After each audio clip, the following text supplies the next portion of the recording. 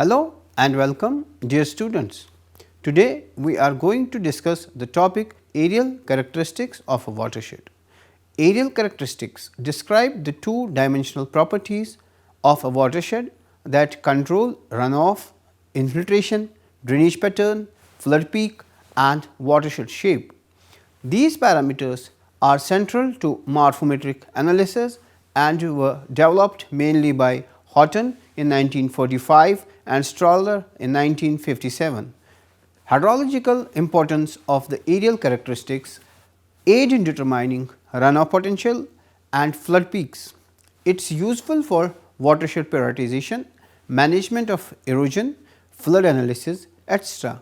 Now, let us discuss the major aerial characteristics of the basin area.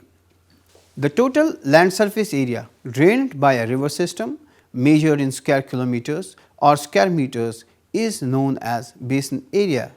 It represents the horizontal projection of the watershed enclosed by the drainage divide. A watershed collects precipitation and drains it through a stream to a common outlet. The basin boundary separates one watershed from another. Basin area is a fundamental morphometric parameter as it directly influences runoff, volume and stream discharge. It is a powerful tool when combined with other morphometric parameters. Basin area is a primary aerial characteristic that controls runoff generation, flood volume, water availability. The basin area can be measured using different techniques as first one is using topographic maps, planimeter or grid method. It is a manual delineation technique in which the watershed boundary is traced on the topographic map using contour lines and ridge tops. The major steps include the identification of the outlet point and then follow ridge lines and highest contour to delineate the divide and finally close the boundary loop. The method is too simple, low cost and suitable for small watersheds and academic work. The technique is time taking with less accuracy for large and flat basins and also depends on map scale and interpreter skills. Now, another technique is planimeter method. A planimeter is a mechanical or digital instrument used to measure irregular areas drawn on maps. The steps followed are delineation of basin or watershed boundary on the map. The boundary is traced with the planimeter and using the map scale. It converts the map area to the real area. The method is more accurate than visual estimation and also used for irregular basin shape. The method requires instruments and physical map. The another technique we use is GIS and remote sensing tool. Geographic information system and remote sensing tool allows automatic processing of terrain and drainage characteristics using digital data, which provides the most accurate area. The data source used in this tool are digital elevation models that represents surface elevation and terrain. The most available digital elevation model source used are SRTM with a resolution of 30 meter to 90 meter, Aster, Cartodem and LiDAR-DEM. Drainage parameters and land features are validated using satellite imageries like Landsat, Sentinel, IRS and Cartosat. The drainage network, contours and land use maps have been also generated using topographic and thematic layers with the aid of different GIS softwares like ArcGIS, QGIS, GrassGIS, Saga and HackGeoMap. The major processes involved for GIS based watershed delineation are the DEM, that is digital elevation model generation, by importing DEM data and assigning appropriate coordinate system to data. The sync filling is the second step by which software removes artificial depressions using fill sync tool to ensure continuous flow direction. The third step involves flow direction. So, analysis which determines direction of water flow from each grid cell followed by flow accumulation that identifies stream channels based on accumulated flow. The outlet defines watershed outlet.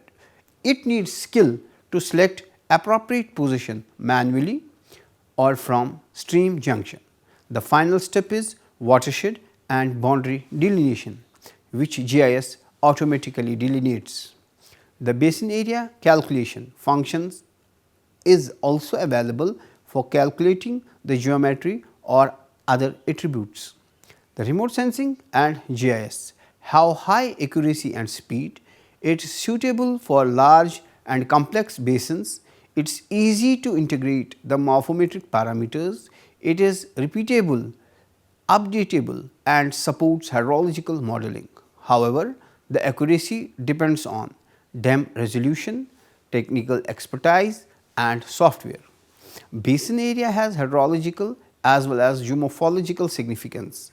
It is proportional to total discharge in a basin.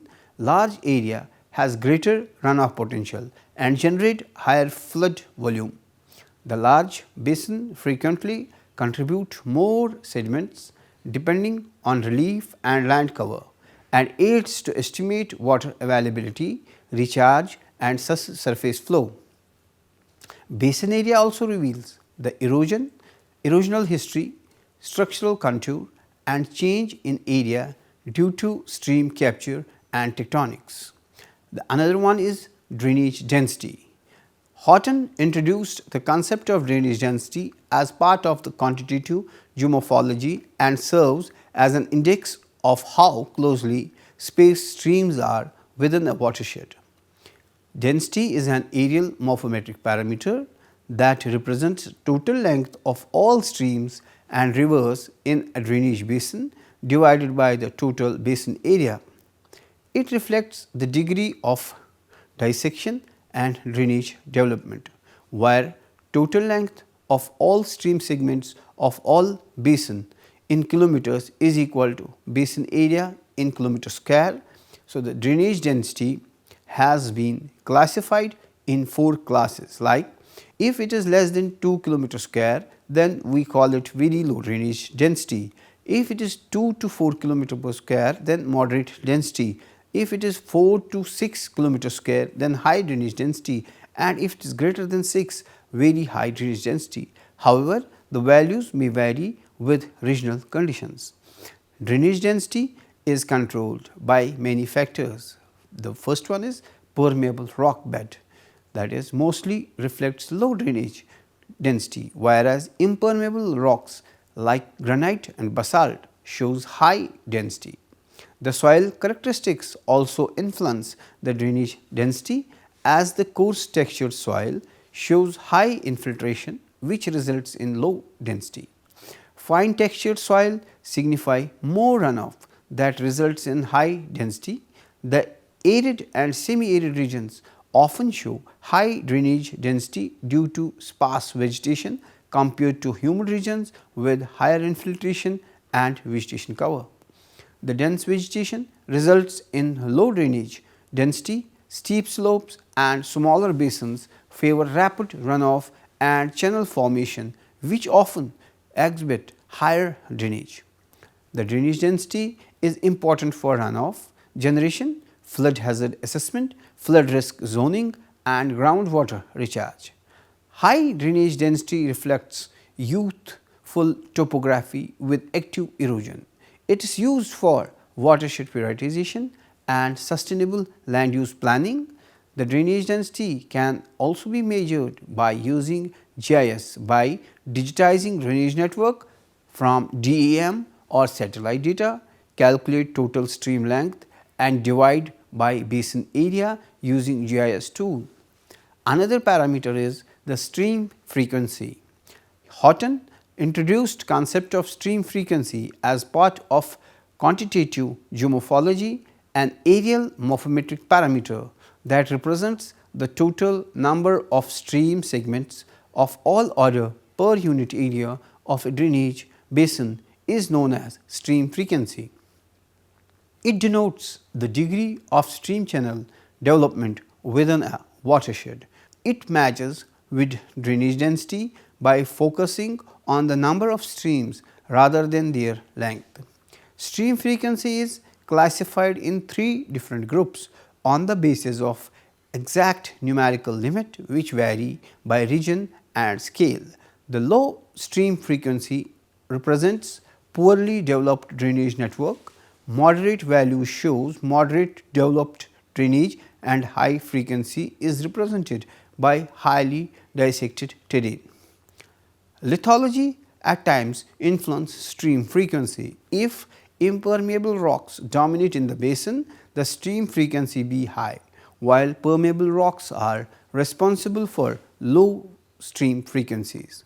Intense rainfall tends to have higher stream frequency in comparison to the arid region. Steep and rugged terrain characterize high stream frequency, while soil with low infiltration capacity is responsible for higher surface runoff and represents higher frequency. The dense vegetation cover reduces channel formation and results in low stream frequency. The geological structures like faults, joints and fractures increase stream initiation point and controls the stream frequency. The stream frequency had a hydrological and geomorphological significance. The higher stream frequency indicate rapid runoff and short lag time, while low stream frequency suggests slow runoff and greater infiltration. The high stream frequency respond quickly to rainfall events and are responsible for increasing flood risk. Low stream frequency generally favors groundwater recharge. The stream frequency also depicts stages of landscape evolution. High stream frequency is mostly common in youthful topography, while as low frequency indicate mature to old stage of landscape development. The stream frequency also aid in flood hazard assessment, soil erosion, watershed prioritization and land use planning. Now, the fourth one is drainage texture. Horton introduced the concept of drainage texture to describe how coarse or fine the drainage pattern behaves in a watershed. Drainage texture is an areal parameter that expresses the relative spacing and density of stream within a drainage basin. It reflects the degree of dissection of the terrain and is commonly defined as the total number of stream segments of all orders divided by the basin parameter. So, drainage texture is classified into 5 classes, which on the basis of value distinguish terrain characteristics. The value less than 2 shows very coarse texture with highly permeable rocks and gentle slope. The value between 2 to 4 shows coarse texture with moderate infiltration. Value between 4 to 6 represent moderate with balanced runoff. Value from 6 to 8 shows fine texture with impermeable rocks and steep slope, and value greater than 8 represents very fine drainage texture with high dissected terrain. Lithology controls drainage texture. Permeable rocks show coarse texture, whereas impermeable rocks confirm fine texture. Climate also have a major role in drainage texture, like high rainfall is responsible for fine texture and low rainfall shows coarse texture. Steep slope favors fine texture, while as gentle slope produces mostly coarse texture. The soil type like clay soil represents fine texture and sandy soil shows coarse texture. Dense vegetation cover reduces channel development and shows coarse texture. The drainage texture clearly depicts runoff behavior. When basin have fine drainage texture, it means quick runoff and high flood risk, whereas coarse drainage texture shows slow runoff and high infiltration. The fine texture responds rapidly to rainfall events and aid in assessing flood hazard. The drainage texture all has huge geomorphological importance as it indicates stages of landscape evolution. Fine texture reflects youthful topography and coarse texture suggests mature to old stage landscape. It has applications in watershed prioritization. soil erosion and land degradation studies, flood hazard assessment and groundwater potential mapping. Now, another factor is form factor. Horton proposed concept of form factor that expresses the shape of a drainage basin. Form factor is the ratio of the basin area to the sequence of basin length. Form factor helps in understanding the hydrological responses and flood characteristics of a watershed. It provides a numerical index to distinguish between elongated and circular basin. The range of form factor depicts basin shape with different hydrological implications. The values, if are less than 0.30, shows high elongated basin with low peak flow for longer durations. Value between 0.30 to 0.50 represents moderately elongated basin with moderate flood peaks. Value greater than 0.5 depicts nearly circular basin with high peak flow for shorter duration, means flash flood like situations. Theoretical maximum values is 0.785 for a perfect circle. So, form factor has huge hydrological importance as it reveals flood characteristics. High form factor means circular basin, which represents faster runoff concentrations, short lag time and higher flood peaks. Low value depicts elongated basin that represents delayed runoff with longer flood duration and lower peak discharge. Runoff distribution revealed from factor controls quick water from different parts of the basin reaches to the outlet. The elongated basin often indicates tectonic influences or structural lineaments, and circular basins may represent homogeneous lithology. The important applications of form factor are in flood hazard assessment, watershed prioritization, reservoir and dam planning, and soil and water conservation. The sixth parameter includes elongation ratio. Shoham proposed the concept of elongation ratio, which aid in classifying basin based on their shape. Elongation ratio is an aerial parameter that measures the degree of elongation of a drainage basin.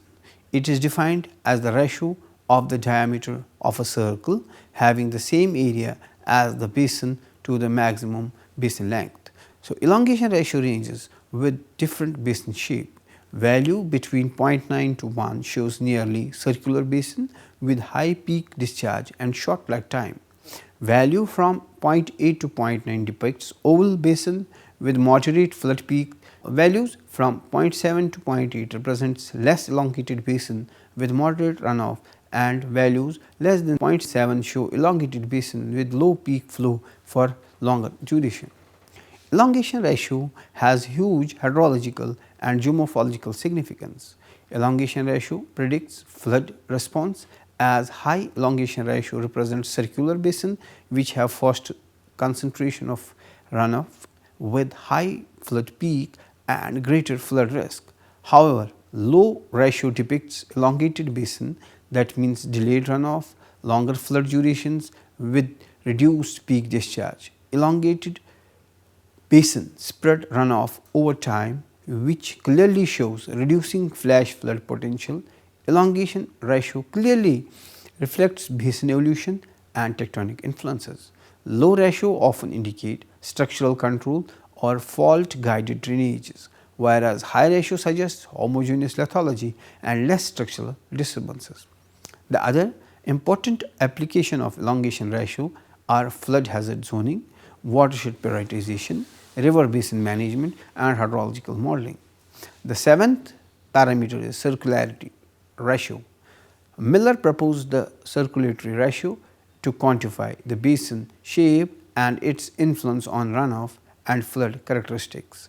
The circulatory ratio is an aerial parameter that expresses how close the shape of drainage basin is to a circle.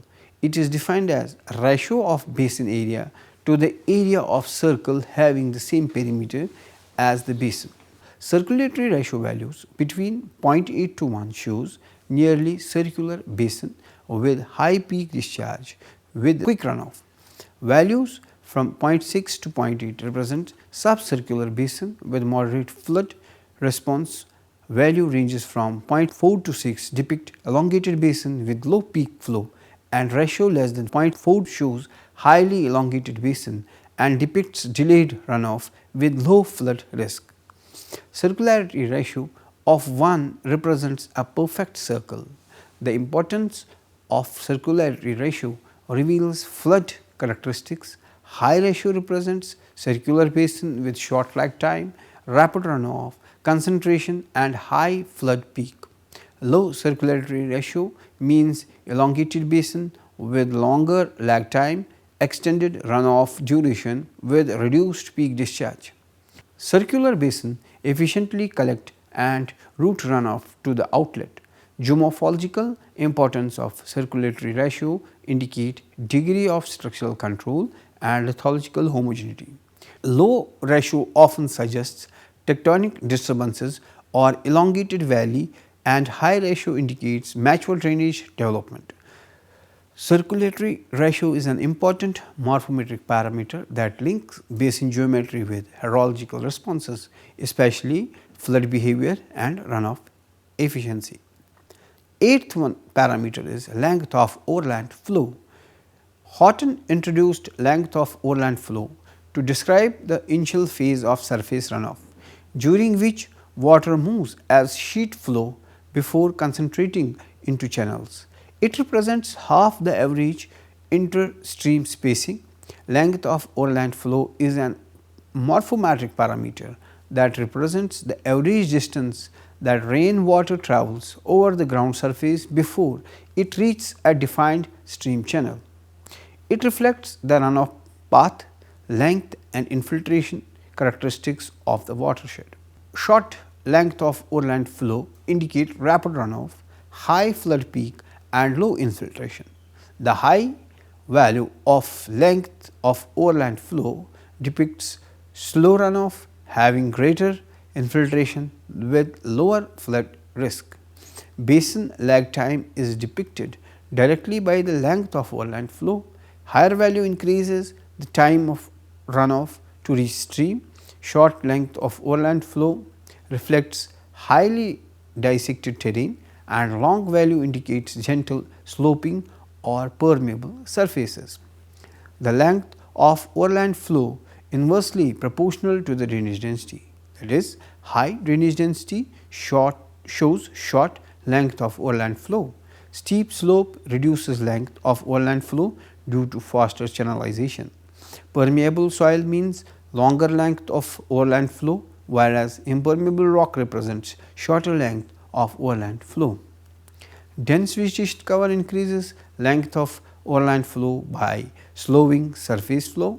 High rainfall intensity reduces length of overland flow by rapid channel formation. The another parameter is constant of channel maintenance.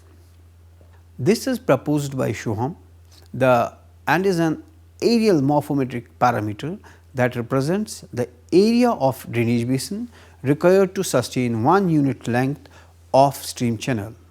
This parameter expresses the inverse relationship between basin and the channel length. It reflects the resistance of terrain to channel development. In simple terms, it indicates how much land area is needed to maintain a channel network. So, constant of channel maintenance also depicts different conditions of the basin. Low value represents highly dissected basin with many channels, whereas high values show poorly dissected basin with few channels. The low value represents less area needed to sustain channel, and basins have impermeable rock with steep slopes, but high value clearly confirms more area needed as the basin has dominance of permeable soil with gentle slope. The constant has hydrological significance as it shows runoff characteristics with varying values. Low value reveals rapid runoff with high flood potential in basin, whereas high value shows slow runoff with higher infiltration. The high constant value indicates better infiltration and groundwater recharge condition. The low value suggests youthful topography with active erosion, whereas high value indicates mature or old stage landscape development.